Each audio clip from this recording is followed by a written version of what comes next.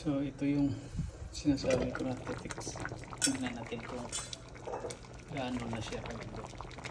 Yung pumpkin at saka yung taro yun. Yan, napakalambot. So lagyan natin konti ng tubig again para sa dagdag na sabaw. Kasi medyo sticky na siya.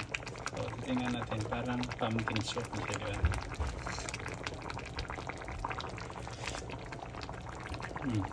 Nasa na siya. So konting sabaw lang para maano siya.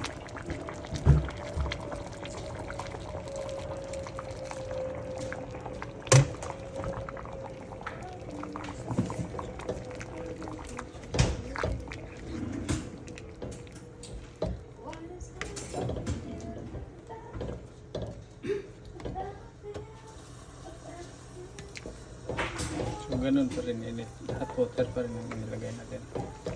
So yung pumpkin is nagiging pumpkin soup, mas nawala na yung buong pumpkin. So lalagay na natin yung gulay, yung green.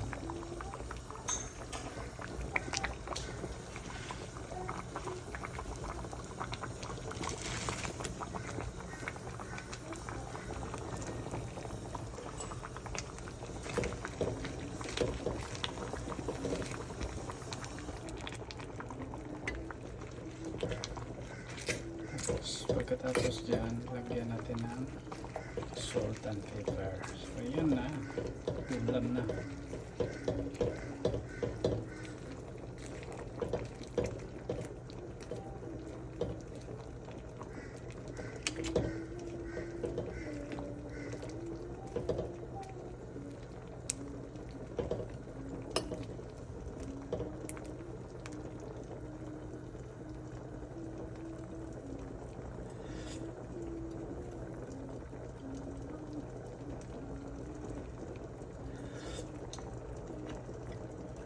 Pwede na hindi lagyan asin, tama na pala.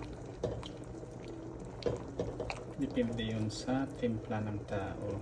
So sa akin okay na. So kunting ano na lang, i-off na natin yan.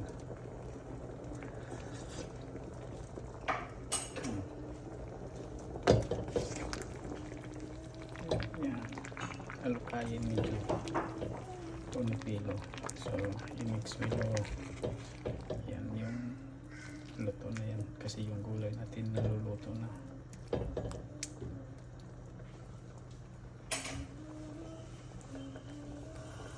Ito na po natin ng idol.